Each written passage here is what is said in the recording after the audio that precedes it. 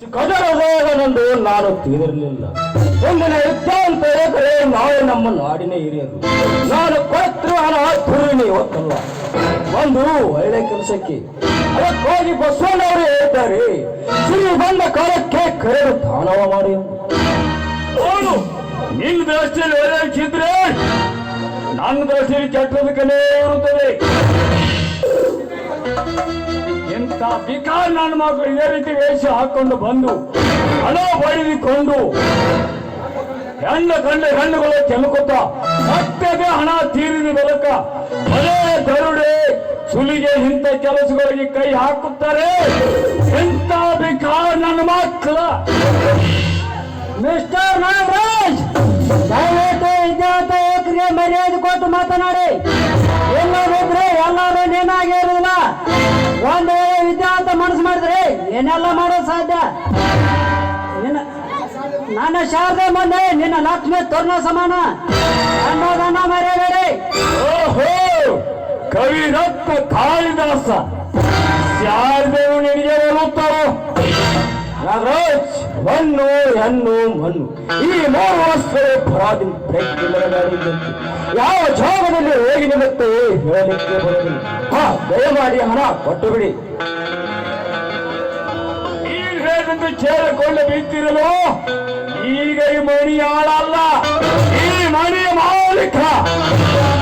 ಹೆಚ್ಚಿಗೆ ಉಪದೇಶ ಹೇಳಲು ಹತ್ತಿದರೆ ನನ್ನ ಬಿತ್ತಾಂಡ ಎತ್ತಿಗೆ ಇರುತ್ತದೆ.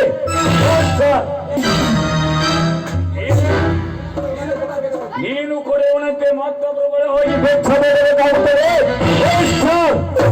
ನಾವು ಬೆಚ್ಚಗೇನು ಭಿಕಾರಿ ಅಲ್ಲ. ನನ್ನ ತಂದೆ ವಯಸ್ಸು ಸಾಕಷ್ಟು ಆಸ್ತಿ ನನಗೆ ದಾನ ಕೊಟ್ಟಿದ್ದೇನೆ. ವಿಚಾರಿಸಿ ಮಾತನಾಡು. ವಿಚಾರ ಮಾಡುವುದೇನಿದೆ? ನೀನೇನು ಆಸ್ತಿ ದಾನವಾಗಿ ಕೊಟ್ಟಿಲ್ಲ. ವಯಸ್ಸಿಗೆ ಬಂದ ನಿನ್ನ ತಂಗಿ ಇದು ಮನೆಯಲ್ಲಿ ಇರುವುದರಿಂದ ನಾಳೆ ನೀವು ಮಣಿತನಿಗೆ ಕೊಂಡ ತರೋಳೆಂದು ಆ ಉದ್ದೇಶದಿಂದ ನನ್ನ ಕೊರಳಿಗೆ ಕಟ್ಟಿ ನಿಮ್ಮ ಆಸ್ತಿ ಕೊಟ್ಟಿರುವೆ. ಜ್ಞಾಪಕದಲ್ಲಿ ಕಿಕ್ಕೋ. ಅಂದರೆ ನೀನೇ ಅಲ್ಲ, ನನ್ನ ತಂದೆ ಗಳಕ್ಕೆ ಕೋರಕ್ಕೆ ಕೊಂಡುತ್ತಾನೆ ಚೋರನ್ನು ತಿಳಿದಿರುವ ನಿನ್ನನ್ನು ತಂದಿಟ್ಟುಕೊಂಡಿದ್ದ ಕೋರನ್ನು ಇಟ್ಟುಕೊಂಡಂತೆ.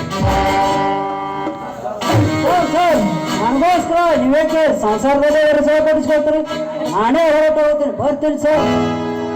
ನೀಲಕೃಷ್ಣ ಬರ್ರೆಯಿಂದ ಒಂದು ಹೆಜ್ಜೆ ಮುಂದಿಟ್ಟರೆ ನನ್ನ ಮನೆಯಾಗಿದೆ. ನಾಗರಾಜ್, ನನಗೆ ಕೊಡವೇ ಅಥವಾ ಎಲ್ಲೋ? ಇವತ್ತು ಯಾಕೋ ಏನು ಸಮಯ ಸರಿ ಇಲ್ಲ, ಸುಮ್ಮನೆ ಇದ್ಬಿಡು ನೀವು. ಸುವರ್ಣ, ಇವನು ಮಾತನಾಡುವ ಸುಮ್ಮನೆ ಒಳಗಡೆ ನೋಡಿ.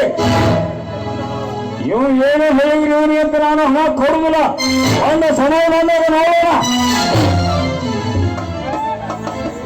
ಕೃಷ್ಣ, ಅದು ಆಸ್ತಿ ಹಣ ಅವನಿಗೇರಲಿ.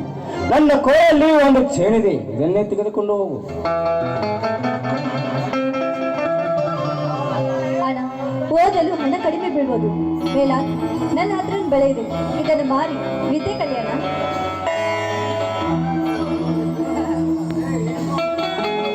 ನಿಮ್ಮ ಉಪಕಾರ ಯಾವ ರೀತಿ ತಿಳಿಸಿರಿ ಸರ್? ತಪ್ಪಲಿವಾಗ ನನಗೆ ನೀವೇ ತಂದೆ ತಾಯಿಗಳು, ಸಾಕ್ಷಾತ್ ದೇವ.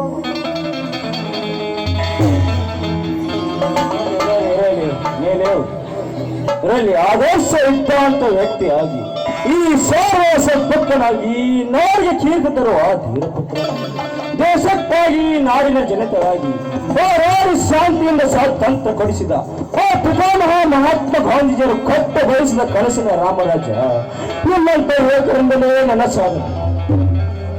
ಸರ್, ನಿಮ್ಮಂತ ಇರೋದ್ರಿಂದಲೇ ನಮ್ಮಂತವರು ಇದ್ದಂತರು ಬರುತ್ತಿರೋದು. ನಾನು ನಿಮ್ಗೆ ಬರ್ತೀನಿ ಸರ್. ನಮಸ್ಕಾರ. ನಮಸ್ಕಾರ. ಹೋಗಿ ಬನ್ನಿ. ಏಕೆ ಭಾಗ್ಯಶ್ರೀ, ಮನೆಯಲ್ಲೇ ನಾವು ರಾಜನ ಕೃತಿ ನೋಡಿ ನಂದಕೊಂಡಂತೆ ಕಾಣುತ್ತಿದೆಯಲ್ಲ?